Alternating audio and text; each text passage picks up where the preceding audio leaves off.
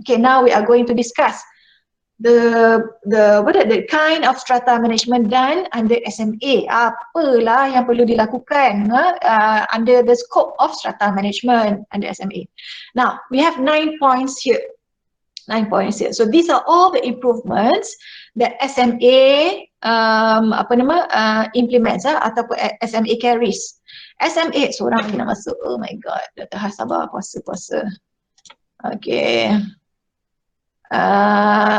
Hopefully semua orang dah masuk. Susah lah macam ni sebab seorang masuk kita kena stop lecture. It is a bit disruptive. Okay, anyway. Now, recall back your knowledge about the history of strata law in Malaysia. First of all, we had STA betul. Then in the middle we had BCPA, Building and Common Property Act 2007. BCPA was repealed because of all the weaknesses that BCPA couldn't handle, sebab all the weaknesses and all the gaps that couldn't be plugged.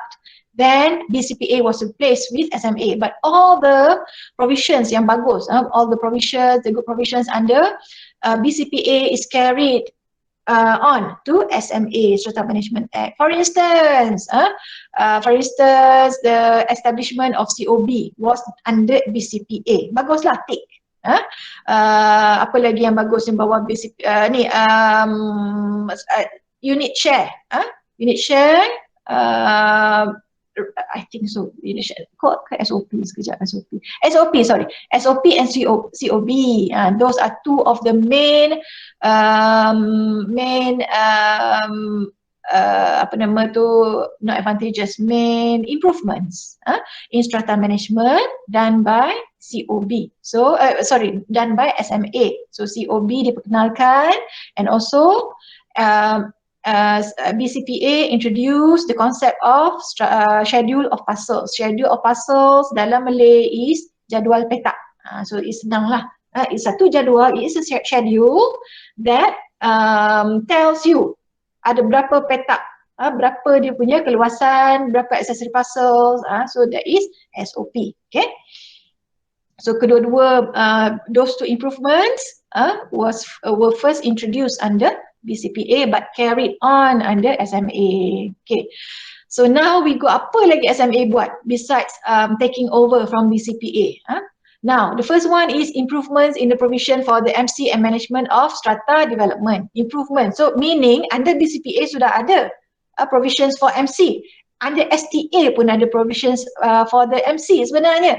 But under STA is not good enough. Under provisions for that tells you the duties of the MC, the responsibility, the powers of the MC were not good enough under STA. So ditarik keluar, dibawa ke BCPA, but again not good enough. And then under SMA it was further improved. For instance, this one. For instance, under BCPA did not cater for mixed strata developments. So means kalau ada satu mixed strata developments comprising different users, for instance office kan dengan hotel with retail podium, okay, some of the owners of the office do not use the common property inside the retail podium kan. So how can you charge them? And and a better example would be reverse lah. Ada lift dalam office tower yang mana the retail users do not use because it's off limits. Because maybe the office wants to not a good example. Service apartment is a better one. Service apartment wants to control dia punya visitors for security reasons kan. So the lifts in the service apartment may not be applicable ataupun tidak boleh digunakan by the retail and also the office users. Okay, so it's not fair to charge the maintenance fees, for instance, of the lift. Dia ada PPM kan, planned PPM, planned preventive maintenance, which is maintenance berkala lah, penyelenggaraan berkala.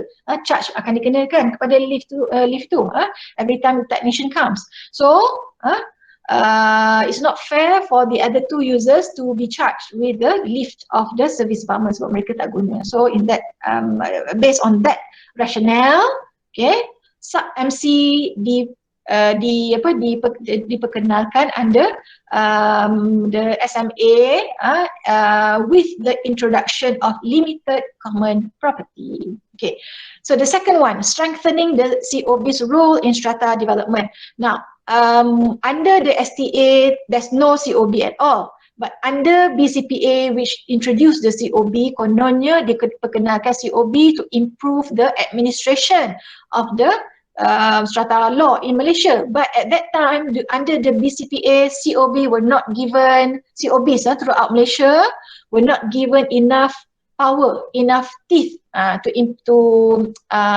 enforce provisions under strata law. Kalau katakan ada pihak yang tak ikut kehendak dalam BCPA, apa dia punya penalty, very low, siapa yang boleh buat, apa cara untuk take action, semua itu very vague under BCPA. So therefore SMA comes along, was passed in 2013 and was implemented in 2015. Betul.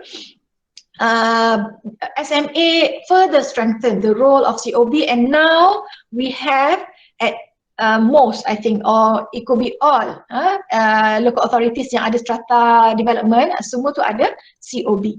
COB stands for Commissioner of Building, Pesuruhjaya Bangunan. And a good news, yesterday I managed to get one COB to come and give a talk on the 27th of April. Make sure you don't miss that class. Sebab sekarang ni kita cuma cakap on paper saja, siapa tu COB kan. Nanti jumpalah seorang pegawai daripada COB, Commissioner of Building. Translation ialah Pesuruhjaya Bangunan. Kita tak adalah Pesuruhjaya tu sendiri yang datang, officer dia.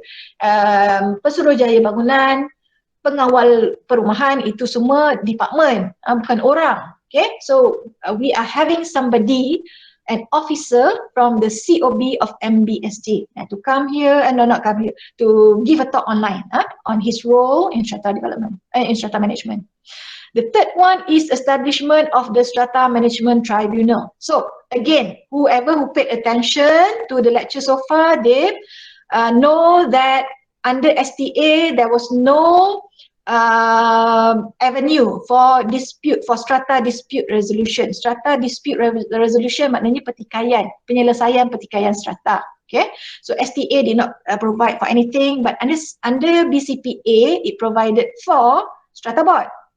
Strata board tu sepatutnya establish at state level. Okay, but the problem with it was no state. Tak ada state yang tubuhkan strata board. So that means that pertikaian, the disputes, the strata disputes kept on building up with the increase in the number of strata units, strata developments, tapi tak ada cara untuk resolve the strata disputes. Contoh penduduk yang tak bayar, defaulters. Defaulters sepatutnya ada satu cara untuk selesaikan, maknanya you dakwa lah dia kan. Where? Di satu tempat lah. So in that case, under BCPA, they were thinking the strata board. Tapi strata board tak diwujudkan oleh oleh respective states in Malaysia. So that's why under SMA finally introduced the Strata Management Tribunal.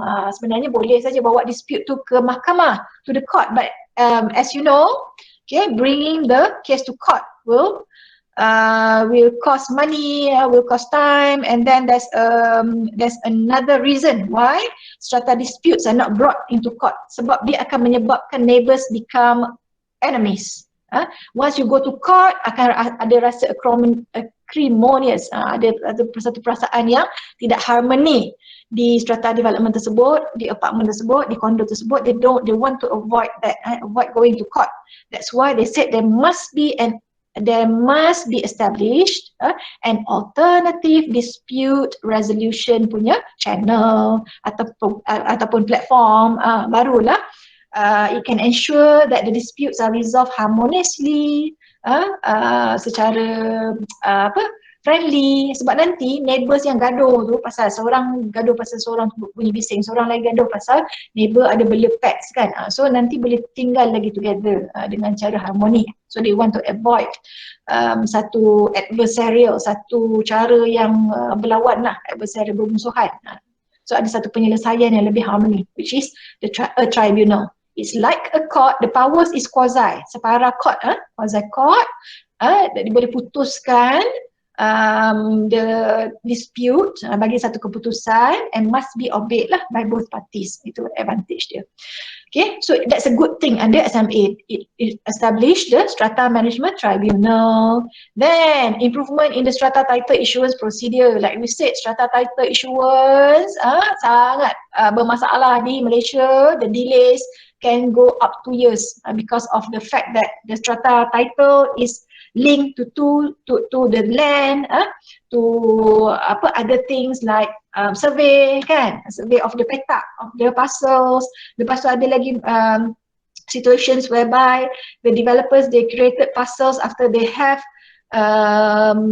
they have drafted or they have filed the SOP, the schedule of parcels. Tiba-tiba they create pula developers punya parcel. Tak boleh lah macam tu. So those kind of things introduce delays in the procedure of strata title issuance. Dan ini siapa nama tu, the industry dah pening kepala, don't know what else to do, because under STA it was very problematic.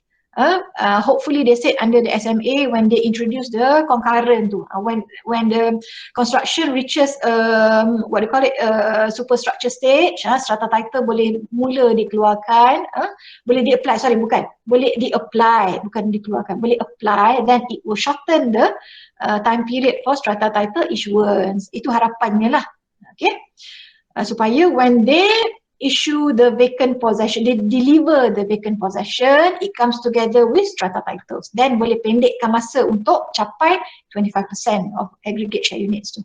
Okay? Kenapa? MC, nak establish MC, you want to transfer the management of the strata scheme to the management corporation instead of leaving it to the developer untuk jaga forever and ever.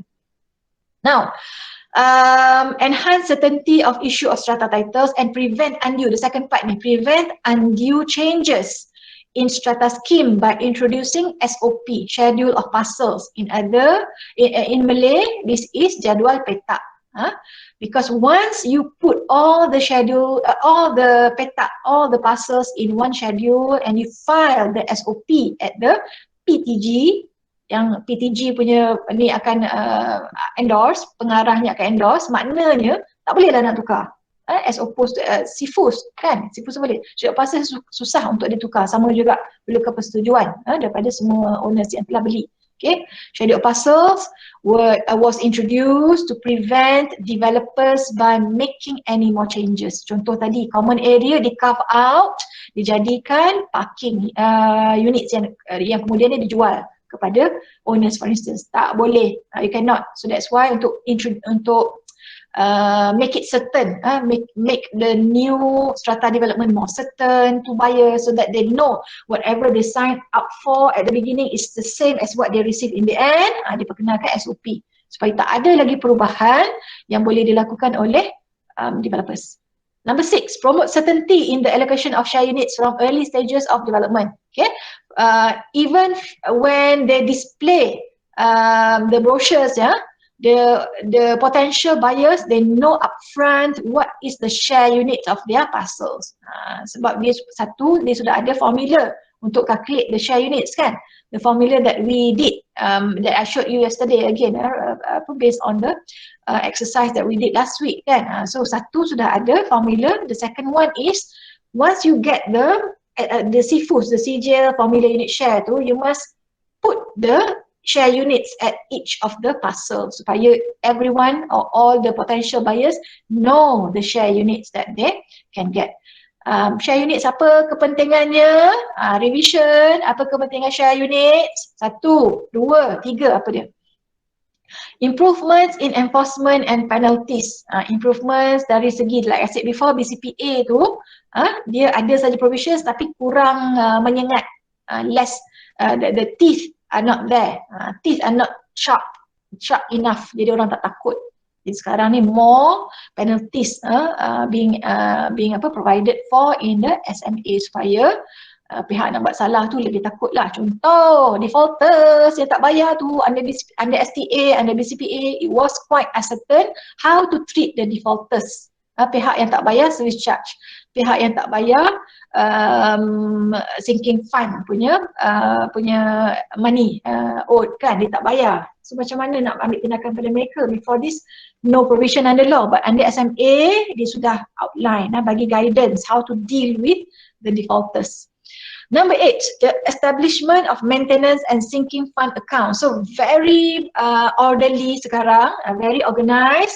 Once developer sudah start deliver the vacant possession, these are the things that developers have to do. And the first one is, and among the early ones, is to open up 2 accounts. One is the maintenance account, betul tak? Maintenance account. The second one is the sinking fund account. So sangat terang sekarang. You have to buka, the developer has to open 2 accounts. And one, you cannot mix the 2 monies lah. Dua-dua duit tu tak boleh disatukan, kena ada separate.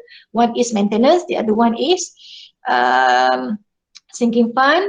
Dan perlu juga you you buat accounts supaya you boleh display, you boleh present, not display, you boleh present during the AGM. You meaning whoever the management body, be it kan ada 4 kan, ada 4 management bodies that we learned yesterday, developer, and then JMB kalau relevant, and the MC, the ultimate punya goal, the end game, and then kalau if suitable you have the sub MC kan. So for all the every year during the AGM, these management bodies, siapa-siapa yang berkuasa pada masa tu, they have to present their accounts, audited accounts. Okay. Finally, provision for the appointment of managing agents. Ini someone asked yesterday, I can't remember.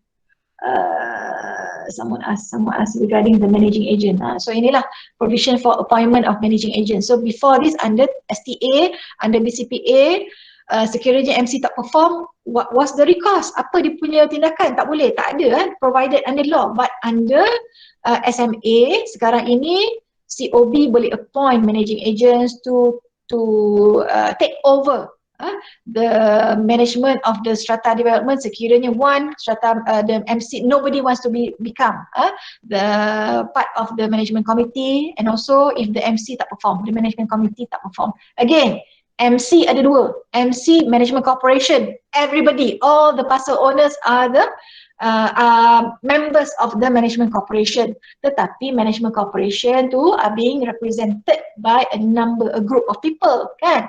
Itu adalah management committee, jawatan kuasa pengurusan. Okay. Management committee must be between 3 to 14 punya people, numbers baru maknanya ini satu trick question. What if the strata development only has 2 owners? Macam mana? Jadi 2 owners sebab syarat dia tadi, dia kata JMD or MC, dia punya members must be between 3 to 14, betul? So what if there's only 2 owners dalam strata tu? And remember what we talked yesterday about whole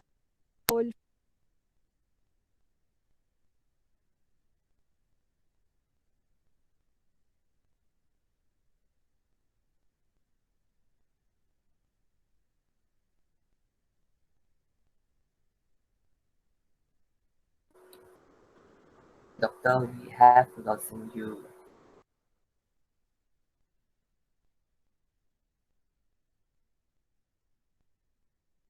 Okay, wait. Have I lost you for a long time? Berapa lama dah tak dengar cakap? Just a while.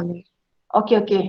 Did you hear my example about having 2 owners only? Did you hear about that? We hear until there. Until there. Do you know who will become the MC, the management committee, if there's only 2 strata owners? I think it's okay. They can still form their MC. Okay lah. Because that was my explanation just now, just in case everybody tak ada orang dengar. Lama. Okay, thank you for telling me. So if there's only 2 strata owners, both must be on the management committee. Both, 2 orang. Kalau satu saja strata owner macam mana? Trick question. Satu saja strata owner, that will terminate the strata. Sebab dia tak boleh ada satu owner saja kan. But katalah dalam masa nak termination tu, because it takes time, the process. The management committee is the sole owner. Sole owner tu sementara dia nak terminate the strata development. Kalau ikut law, strata hanya boleh, we learned before that termination of the strata scheme boleh terjadi when there's only one owner. But say an investor comes in and buys all the units, all the parcels in an apartment. So jadi satu saja owner kan. Dalam masa nak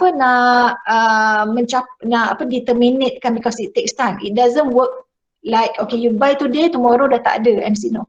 Tak ada macam tu.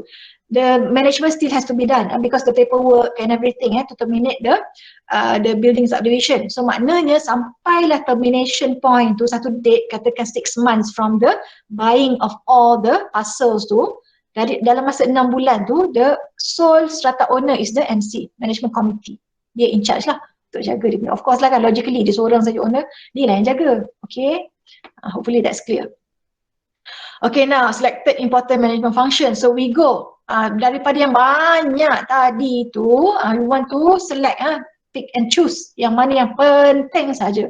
So I picked general meeting, interfloor leakage, management accounts, share units and dealing with defaulters. Share units sudah tengok the video, so we can skip this. Management accounts, I also have a YouTube video on management accounts. If you don't have enough time today, you can go and have a look at the management accounts punya YouTube video, about 18 minutes saja pun. Okay, and finally one slide on dealing with defaulters. Ini yang masalah, the biggest problem in most of strata developments in Malaysia. Doesn't matter whether it's residential or office or whatever. Inilah masalah dia. Sometimes the owners, they try to find a loophole, tak nak bayar sebab sebab you tak MC, ownernya lah MC, management committee lah, referring to management committee, tak provide a good service, therefore we don't want to pay. Cannot, tak boleh. Pay, must pay. But if you're not satisfied with the service or with the quality of management by the management committee, you can take up the issue with strata management tribunal. So you tak boleh tak bayar, kena bayar. Okay, we go to the first one, general meeting, which is we're going to discuss the procedure and requirements and also the types of resolutions. Resolution, kalau nak pergi meeting, selalunya kita ada sesuatu yang kita nak putuskan, betul? Selalunya kita bawa masuk something, that something is usul. Usul is motion. So we go into a meeting with a motion or several motions. Kita masuk ke sesuatu mesyuarat dengan satu usul atau beberapa usul, and we discuss and we vote normally, and at the end of the meeting we will reach, kita akan sampai satu decision. Kalau sekiranya usul tu, if the resolution is passed, if the motion is passed, it becomes a resolution. Sekiranya usul tu diluluskan, dia akan menjadi ketetapan. Okay, so sekarang ni we want to learn about the types of resolutions, ketetapan yang kita discuss in the meetings, in the general meetings. Now, two types of meetings. Ikmal and also Casey, they were introduced to this. Ada satu tu is AGM, the other one is EGM. Okay, annual general meeting, and we have the extraordinary general meeting. So annual general meeting, nama pun annual, it is once a year. Okay, once a year. Once a year, it need not be during January, tak perlu. But sekali setahun bila the accounts dah close. Okay, now what are the things that are discussed during the AGM? One, to balance accounts, to present the accounts, to balance expenditure and also income, balance tu. So that keuangan of the strata scheme tu balance lah. Kita tahu expenditure for cleaning, for repairs maintenance, for what else, security, kan, for utilities, itu semua balance dengan income yang kita collect from the owners. Kalau tak cukup, maknanya tahun ni, we have to increase security because turns out that this place needs two more guards to guard the east punya side, and then another one the west punya side of the property, kan. Kata nak tambah 2 orang lagi, tambah gaji dia, katakan 12,000 more per person. So that's 24,000. So where do you get the money to pay for the 24,000? Increase the service charge lah. So untuk increase the income kan, to cover for the expenditure of the strata scheme. So itu semua diputuskan during the AGM. Okay, so meaning during the AGM everybody will agree on the what you call, on the collection, on the service charge rate, rate of service charge. Maknanya kalau tak setuju pada masa tu kena buat another general meeting. Tak senang, it's not easy to call everyone and to make sure you have enough quorum, and also to ensure that the persons who attend are eligible to vote, sebab ada syarat-syaratnya yang mana undi tu sah dan undi tu tidak sah. Okay, now balance the account, select committees, meaning for apa nama tu, for strata developments with management corporation, they will select the management committee. For strata development with JMB, they will select the they will select the JMC, the Joint Management Committee. Again, MC, Management Corporation dengan JMB itu semua orang, all owners. So semua orang tu tak boleh at the same time agree on something, do something kan. So they need representatives, 3 to 14 people untuk be on a committee, berada dalam jawatan kuasa. And this committee members, okay, will undertake the day-to-day or the daily punya operation, the daily decision making, the things like hiring and firing staff, for instance kan. Guard tu selalu tidur saja, kita fire. Ni JMC yang akan buat, or management committee yang akan fire that particular guard tu lah, ataupun tak puas hati dengan cleaning contractor, so they terminate kan. So the committee yang akan buat. Okay, and then resolve other transactions sekiranya ada perlu. Contoh, they plan to buy harta alih, they want to buy movable properties on the strata development. For instance, swimming pool, they want to increase the number of deck chairs, or they want to increase number of payung kan, movable properties on the near the swimming pool, or they want to embark on a beautification punya project on their strata development. Sebab landscaping can increase the property value, betul tak? Kenapa? Sebab demand and supply lah. When people see a development is is cantik, is well managed, demand pun naik lah, orang nak beli kat kawasan tu. Higher demand equals higher price kan. Higher price can signal higher value.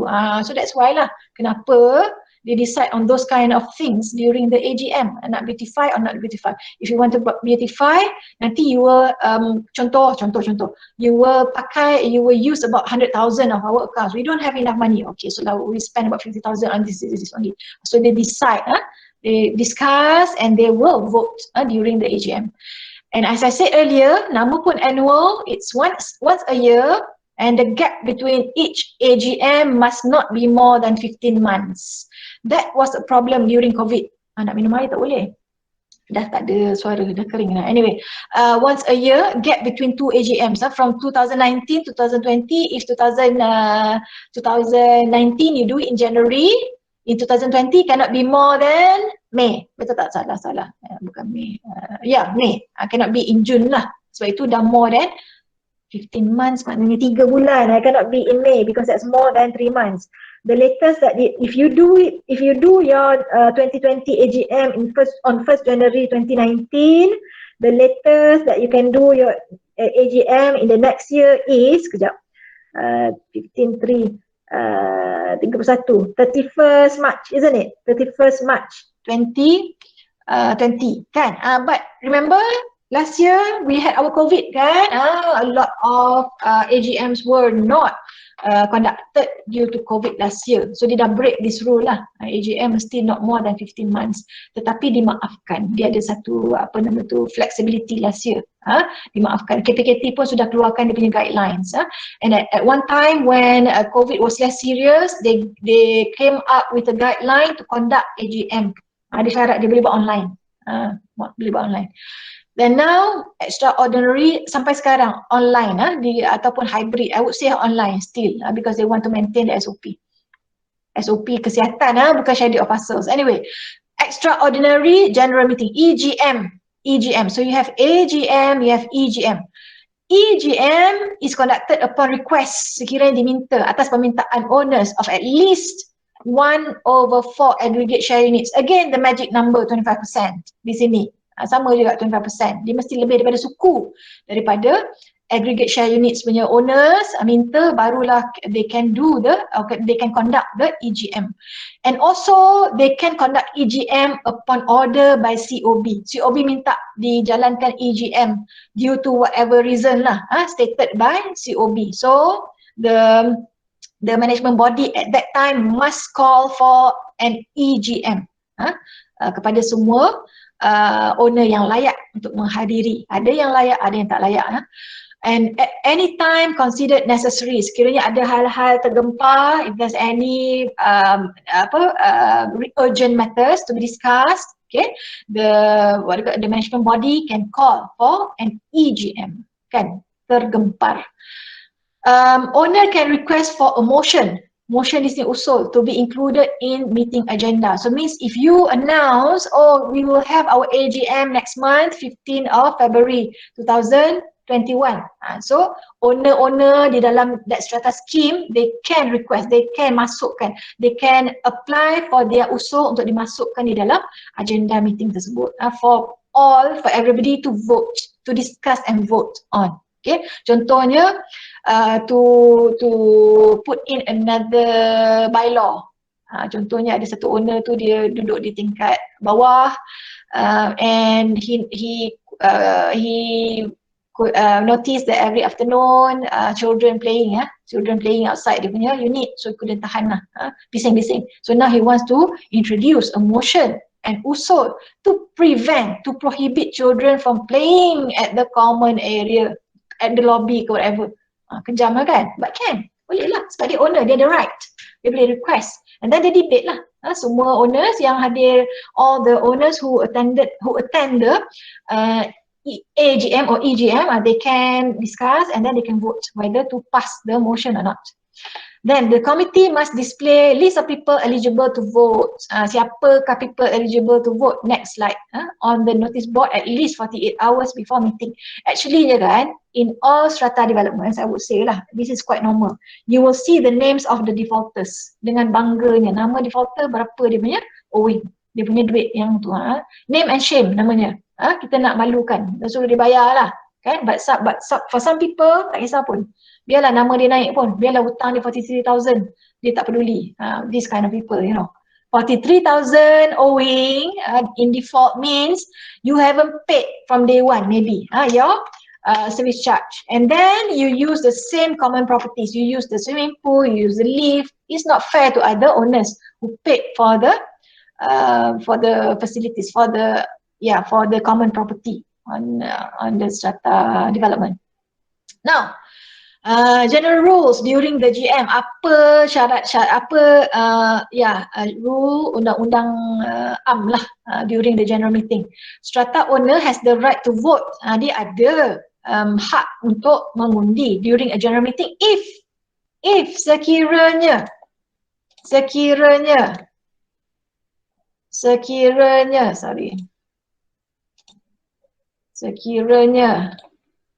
Ezliana, next time masuk cepat sikit boleh tak? Okay, sekiranya dia sudah pay all service charge, contribution to sinking fund and any accrued monies related to his parcel at least 7 days before meeting. Ayat ini sangat panjang. What I can tell you, what I can summarize is strata owner can vote only if dia tak hutang. Dia tak ada hutang.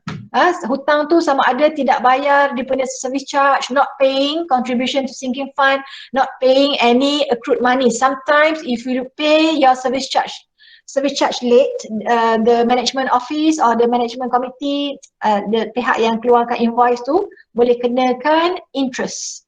For instance, RM2, RM2.30 whatever. So on top of the service charge yang fixed, on top of the contribution to sinking fund which is fixed, boleh ada interest on the monies yang you lambat bayar tu. So all this hutang needs to be paid and your account needs to be clear at least 7 days before the meeting date. If you have a meeting today, Today is the 13th of, ni meeting today kan, so you kira 7, 1, 2, 3, 4, 5, 6, 7. On 7 tu, you tak ada owed money, nothing owing to the MC, to the management corporation. Pada semua orang lah, tak ada lah hutang.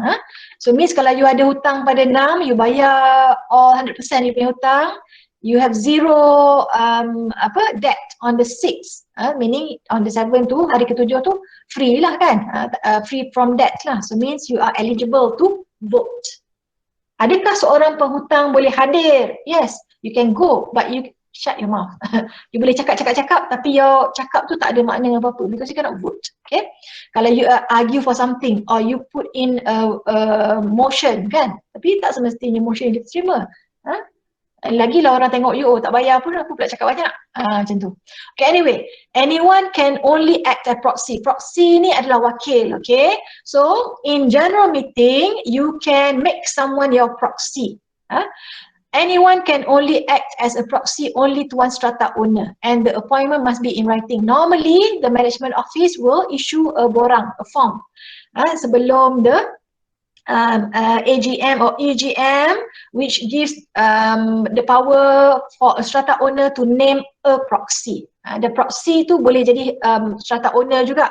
So this strata owner, okay, next door neighbor tak boleh hadir during the AGM. The neighbor can name him as the proxy. Dia wakil, tapi dia cakap lah siap-siap, I want you to vote this, like this. Agree for motion A, agree for motion B, disagree for motion A. Kena, dia mesti honor, dia mesti ikut apa yang neighbor dia tu suruh lah, dia proxy, dia wakil. So maknanya, the person just now has 2 votes for himself as a strata owner and then being a proxy to his neighbor. So, bagaimana nak vote tersebut? How do you vote? Voting methods 2 ways. One is angkat tangan, show of hand. Okay, one is show of hand, angkat tangan. Each owner has 1 vote. 1 tangan, 1 vote. 1 tangan, 1 vote. So, that is show of hand. As opposed to poll. Poll is undi. Okay, pengundian. Each owner has total votes corresponding to his share unit. So, ini akan, if the voting method is by polling, maknanya the poll tu akan correspond to the share units instead of him being seorang, 2 orang. No. So if the owner, katakan Mr. A has 2 units in a strata development. One carries 150 share units, the other one carries 200 share units. So you total lah, dia punya poll, dia punya undian tu ada kuasa 150 plus 200, 350 over 10,000 tadi. Kalau 10,000 of the total is the total aggregate, is the aggregate share units. Okay, hopefully that's ni.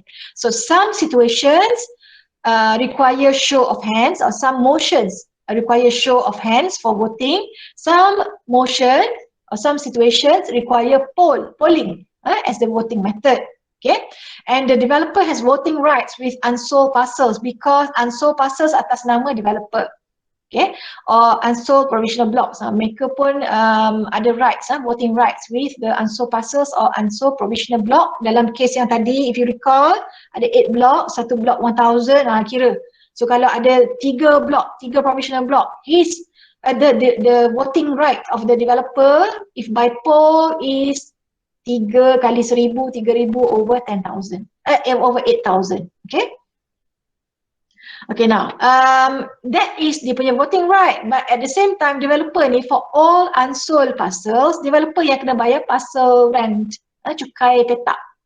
So dia ada rights, dia ada responsibilities, tak semuanya indah. Okay. Next, okay, these are the types of ketetapan, the resolutions: special resolution, comprehensive resolution, and we have unanimous resolution. Okay, special resolution, a resolution which is passed at a general meeting of which at least 21-day notice specifying the proposed resolution has been given and carried by a majority of not less than 3/4 of the valid votes cast either by a show of hands or poll. Panjang dia punya ayat tu kan, sentence, but you pick on the important note. 1, dia kata at general meeting for both lah, AGM or EGM. Doesn't matter whether it's AGM or EGM, okay, general meeting. Kedua, 21 days notice. Notice dia each resolution different days. You tengok sini, if you notice later on ada summary. Each resolution ada different minimum number of days that must be given to the owner. Dia bergantung kepada kepentingan. It depends on the importance of the resolution. If it's special resolution, it needs only 21 days, at least 21 days notice. Okay. If it's comprehensive resolution, sebab comprehensive ni sangat penting. Okay. Notice-nya 30 day notice. Okay, 30 day notice. 21 days, 30 days. Unanimous, sebulat suara, unanimous, keseluruhan tu kena setuju. Unanimous, 21 day notice juga. Okay, but here syarat untuk the special resolution to be passed, okay, carried by a majority of not less than 3/4 of the valid votes. Kalau ada orang yang berhutang tadi, dia punya vote tu tidak dikira, undi rosak. Okay, undi rosak. Kita tengok balik, dia tak bayar you ni, your vote is discounted, tidak dimasuk. Okay, comprehensive resolution. Comprehensive is a resolution which is considered a GM of the MC of which 30 day notice. MC sahaja ya, GMB tak ada. Sebab comprehensive resolution is untuk sangat spesifik. Sangat spesifik dia punya ketetapan komprehensif ini, dan so far yang relevan kepada kita ialah the sub-MC, persetujuan untuk tubuhkan sub-MC. Okay, so that's why ada MC. Mak kena ada, the mom must be born first, then only you have the child, which is sub-MC. So for comprehensive resolution is a resolution which is considered at the general meeting of the MC of which 30 day notice has been given. 30 hari notice. And then at the end of 60 day period, after this particular meeting, a poll obtains valid votes of 2/3 of the aggregate share units of all the proprietors who constitute the MC. So untuk special resolution 3/4 saja dia punya undi. Untuk comprehensive by poll, bukan by show of hands, sebab tu dia bagi masa 60 days. And it's quite hard, sangat susah sebenarnya to get this. If I will try to get a person who is involved with who knows in detail about the sub-MC formation of Monkiara. I'm not very sure if I can get her, but I will try to get this person. Okay, dia boleh cakap lebih detail pasal ini. Susah nak dapatkan the 2/3 valid votes of the aggregate share units. They had to chase the proprietors sampai ada yang dari overseas come back to Malaysia sebab nak vote dan sebagainya. And the timing of the voting juga plays an important role. 60 day period. But normally people they tend to delay. Macam you all lah buat assignment. No. Kelas ni bagus. I tahu daripada awal buat assignment. Kelas lain. Dia delay. 60 days kan. Day 58 baru nak buat assignment. Day 58 baru nak vote. Macam tu kan. Baru nak vote, then discover, you have to be at the management office to sign something. For instance, you are in London. Sudah. Kalau during MCO period macam mana nak berada physically kan. So even though 60 days are given to get the numbers, which is 2/3 of the aggregate share units, owners must agree to the comprehensive resolution, baru dia diluluskan. Sangat susah untuk dapatkan ini. Unanimous resolution, lagi senang kalau show of hands, but on the spot kan. Poll you have to count and then you have to chase after people. Unanimous resolution, a resolution which is passed at a general meeting of which at least 21 day notice specifying the proposed resolution have been given, carried by every. Unanimous sebulat suara tau. That's what every, semua, setiap valid vote cast either by show of hands or poll. Okay, even though the notice to attend is only 21 days sama dengan special resolution, but the requirement of the passing which is 100%, which is much higher than special resolution and comprehensive resolution. So ini contoh dia agenda, ini contoh. of the resolution. Okay, so this table summarizes the resolution. So we have the special resolution, ketetapan khas, comprehensive resolution, ketetapan komprehensif, unanimous resolution, sebulat suara, and finally we have the normal resolution, biasa sajalah. Ini yang hal-hal biasa, maksud tak berapa penting, 14 days yang kita mention tadi kan. Now, special resolution, agenda to make bylaws to amend regarding bylaws, to make bylaws, to amend bylaws, to take insurance other than damage policy yang biasa lah, damage policy, contoh fire, contoh lagi apa, earthquake ke sebagainya lah, untuk certain yang nak cover semua kan, theft, theft insurance, so perlu diluluskan mengikut special resolution. Comprehensive resolution, establish, this one, to establish sub-MC. That's why sangat susah ni by poll kan, dia beri masa 60 days after the meeting to get the 2/3 of the total votes. Also related to the question of establishing sub-MC just now, to determine limited common property. So dia kena ada 2 EGM. The first one tu untuk luluskan designation of limited common property. Luluskan ini dulu baru kita establish sub-MC. Okay, 2 kali. It's very hard to establish sub-MC. You will appreciate this next week. Next week. Macam mana dia punya proses. Then unanimous resolution, sebelat suara. Ini sebab dia sangat penting, semua orang kena, all the owners with valid votes must agree. Okay. One, regarding land. One, to acquire land. Untuk beli neighboring land, for instance, untuk luaskan dia punya common area kan. But that, requires expenditure, high expenditure kan, so perlu semua orang setuju. And then acquiring a land, yes, you have all the benefits but you also have all the obligations, contoh quick rent akan naik kan, and then you have to juga jaga the rights of other neighboring lands, contohnya untuk make sure you punya land tu tak create nuisance to neighboring land. So banyak rights, banyak obligations juga. So perlulah semua orang setuju. And then to grant easement, to accept easement, semua orang, sebab all the owners are the land owners. So that's why perlukan persetujuan 100%, sebelat suara. Sebab ini berkenaan tanah. Semua land owners adalah, semua MC adalah land owners kan. Because the land title will be in the name of the MC, the management corporation. Siapa itu MC? Siapa management corporation? Everybody, all the owners. Okay, all the owners. Normal resolution to decide on the matters, dia mesti 50% saja from total voting by show of hands ataupun poll. Normal 14 days saja. Notice diperlukan. MC duties under section 59. One, I have mentioned this before, to manage and properly maintain the subdivided building or land and common property, keep it in a state of good and serviceable repair. So maknanya maintain the subdivided building or the building envelope, for instance, itu adalah kepunyaan semua orang, MC tau, sebab half-half. Remember what we talked about the first discussion on the boundaries kan, the boundaries of parcel kan, dia ada half, so half of the wall belongs to the parcel owner, the other half belongs to everybody else, to the MC. So MC kena jaga external envelope. Kalau ada rosak kan, kalau paint yang sudah pudar sangat, tak cantik then it's their duty, the MC's duty to repaint lah, keep it in a state of good and serviceable repair. Common property, lift rosak, and then it's the responsibility of the MC to repair the lift, because it's a common property. To determine and impose the charges to be deposited into the maintenance account for the purpose of proper management and maintenance of the subdivided building. During the AGM kan, as I said, they want to balance the account, the income and expenditure.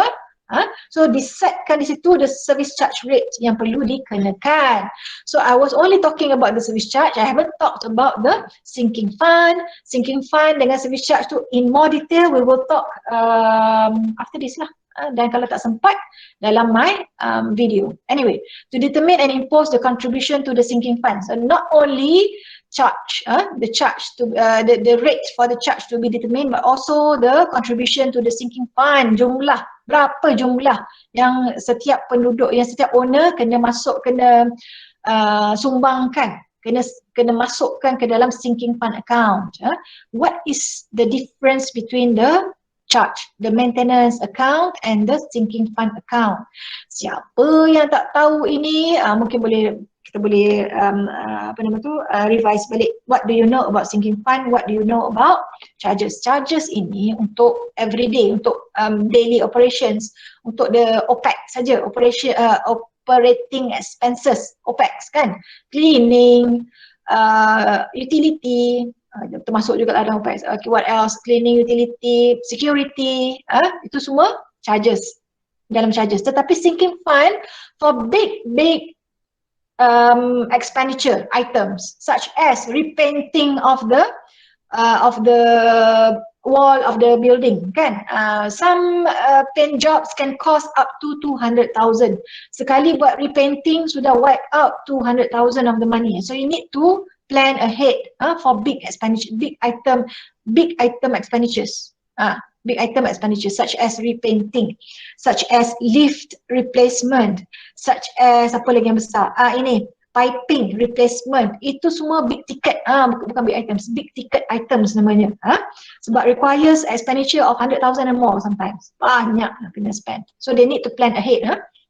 The sinking fund kena simpan sekarang so that in 5 years time you have enough money to replace the lift car for instance, or you have enough money to repaint the building for instance. Itulah contoh kenapa perlu kutip dua account. One is for the operational punya activities, the service charge. The other one is for the sinking fund for the big ticket items. Okay. This is under section 51. To effect insurance, perlu adakan insurance to insure against other risks as required under special resolution. Sama ada insurance fire, kebakaran, ataupun fire theft dan sebagainya lah yang dipersetujui under special resolution. To comply with any notice or order given or made by local authority. Sekiranya local authority ataupun competent public authority COB requires the abatement of nuisance on the common property or order repairs, COB boleh order repairs or other work to be done, perlulah diikut oleh MC because it's their duty under section 59 sub 1. Prepare and maintain a strata roll. We've talked about strata roll yesterday for the subdivided buildings, duty under section 59 sub 1. So this is what we call statutory duties, duty statutory. Dia wajib buat. Kalau dia tidak buat, maknanya sudah langgar peruntukan 59 sub 1, provision under section 59 sub 1 can be penalized. G, to ensure that the accounts required to be maintained by the MC under this act, the two accounts are audited, mesti diauditkan, and to provide audited financial statements for the information to its members during what? During the AGM, at least. To enforce the bylaws, sekiranya ada pelanggaran undang-undang kecil, bylaws, house rules tu, dia kenalah ambil tindakan. To do such other things that as may be expedient or necessary for the proper management maintenance of the subdivided building. Buat segala apa yang diperlukan for the proper management maintenance of the strata scheme. Okay, what about the powers? Just now the duties kan, tanggungjawab, ini powersnya. Powers include, number 1, so just now 59 sub 1 duties, 59 sub 2 is the powers, are the powers. 1, to collect the charges. Tanpa section 59 sub 2, power tidak diberikan kepada MC, they can be charged, dia boleh dibawa ke court dengan alasan sudah ultra vires. Itulah. So everything must be provided for in the acts. So in this case, SMA memberi kuasa kepada management corporation untuk jalankan all these things, all these duties just now. Sebab dia correspond saja just now to determine, determine and impose the charge, determine and impose the contribution, ini duty dia. Tetapi powernya adalah to collect, mengutip charges from the proprietors in proportion to the share units or provisional share units of their respective parcels or provisional blocks. Mengutip bayaran tu, the charge. And to collect, mengutip juga contribution to the sinking fund.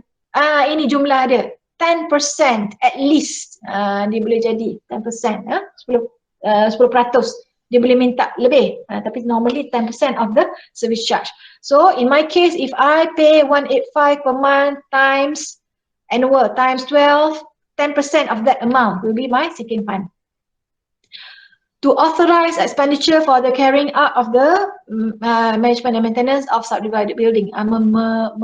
Membenarkan, authorize expenditure, check tu. Sign the invoice, sign the check, do the online banking, authorize expenditure.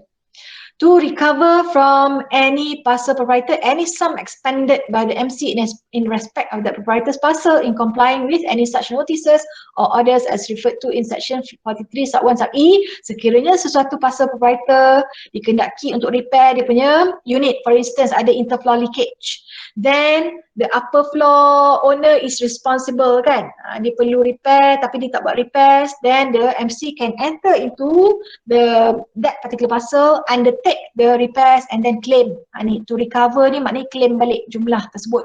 Okay.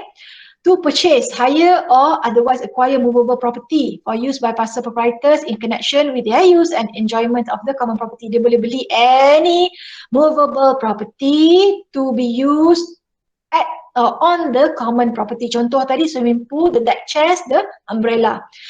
Contoh lagi, what else? Lobby, lift lobby, furniture, plants, kadang-kadang quite expensive kan, the plants tu, what you call bonsai dan sebagainya kan, paintings, itu semua dia boleh beli. So MC diberikan kuasa untuk purchase, hire or otherwise acquire. So maknanya selain daripada purchase, dia boleh juga rent kan, dia boleh sewa paintings for instance. What else? To employ or arrange and secure the services of any person or agent to undertake the M&M. Inilah to employ contractors. To hire and fire sebenarnya. To employ or arrange and secure the services. So maknanya bukan saja hire but also fire any contractors in relation to the management and maintenance of the common property. Lift, perlukan lift, kadang-kadang, normally you outsource kan, the what you call the PPM, the plan preventive maintenance, daripada Otis, daripada Hyundai, daripada apa lagi syarikat lift, cannot remember kita pakai apa. So kita outsource. Or apa lagi contoh lain, management common property, subdivided building, management common property, ni swimming pool kan, the cleaning tu sometimes you tak pakai you punya own cleaner, you pakai professional punya cleaner, sebab contoh sanitization for during the COVID. So ada kuasa, MC ada kuasa untuk employ this outside contractors to come in and undertake the work related to the common property. To make additional bylaws, to borrow monies by MC, yes, only MC ada power untuk borrow monies, untuk meminjam wang. Okay, kenapa? Contoh tadi nak beli tanah kan, dah agree dah, but we don't have enough money. So what we do is, we buy the land, we use the land as collateral kan.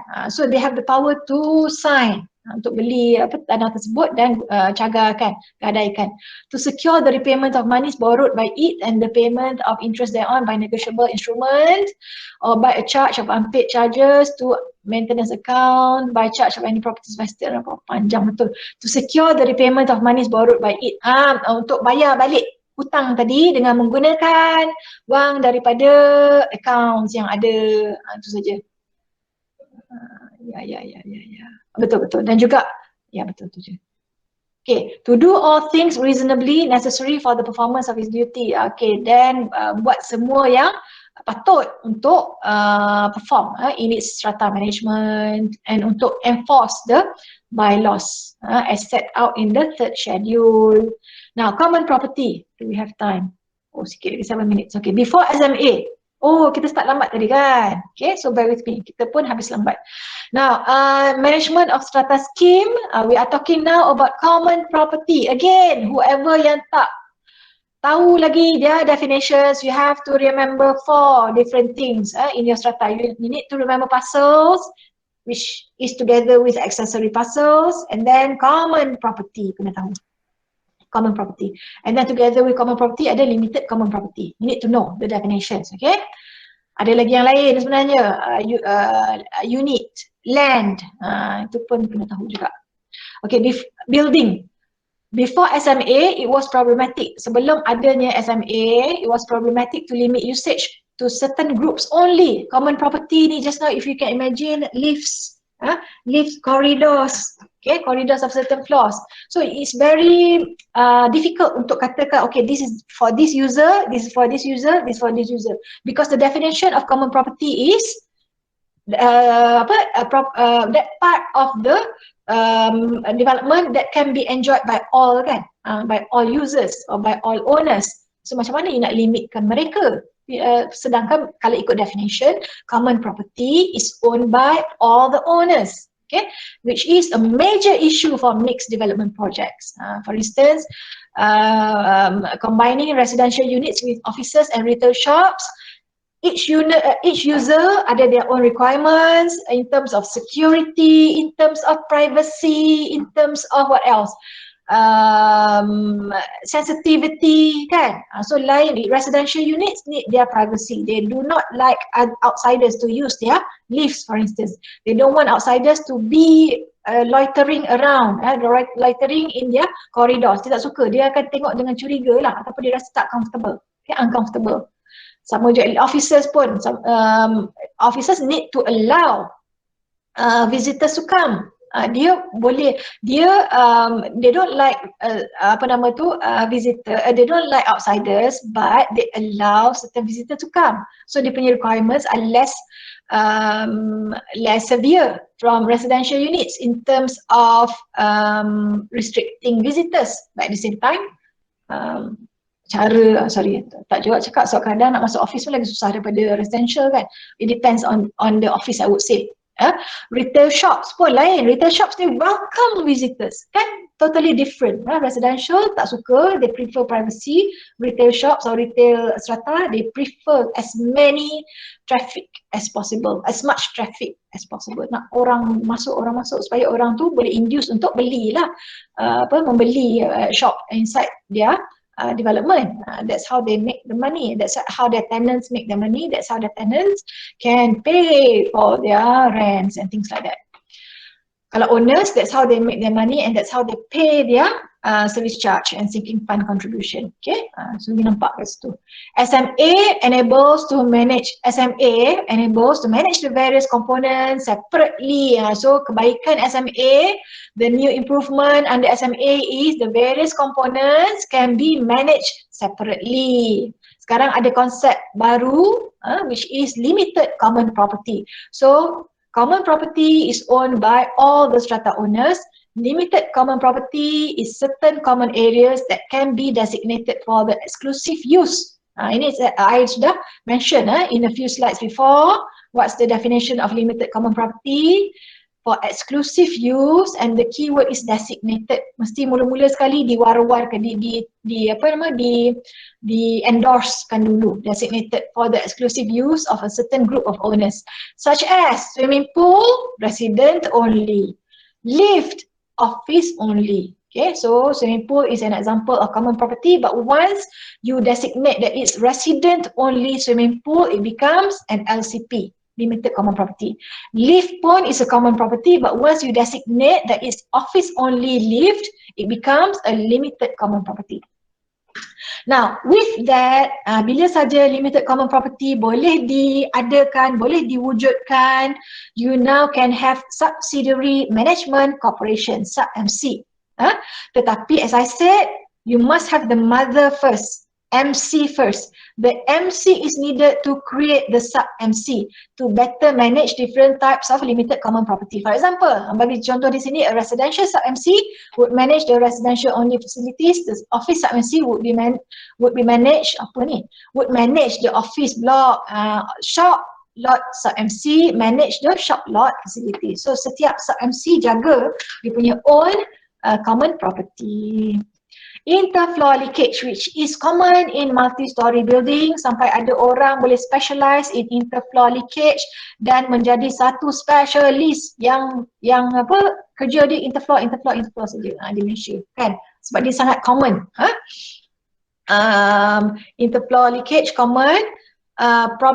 There's a problem in dealing with interfloor leakage in terms of siapa yang responsible for the repairs and time given to repair the leakage just now. So sebelum SMA, it's up to the negotiation between parties, the downstairs neighbor and the upstairs neighbor. Siapa yang in charge kan. If it's not too severe, the downstairs neighbor normally buat sendiri sebab malas nak gaduh, dia kata kan. But now it's provided for in the SMA, and in particular the Strata Management, Maintenance and Management Regulations 2015. Ini solutionnya. Firstly, ini dia punya audit, dia punya tindakan yang boleh diambil. Firstly, the parcel owner give parcel owner di bawah sebab leakage kan. Siapa yang perasan atas tak tahu ada leakage sebab yang menitik tu ke bawah. Air yang leaking tu is on the downstairs neighbor. So the parcel owner downstairs to give a notice to the body in charge of the management is either JMB, MC or sub-MC. Developer hilang kat sini kan, sebab ni, developer may be responsible to repair. So either, if it's under JMB, MC or sub-MC, the notice is given by the parcel owner, the downstairs parcel owner to repair lah, bahawa ada berlakunya interfloor leakage. There is an interfloor leakage occurring in my unit. It comes from upstairs. The management would have 7 days, ini timeline dia.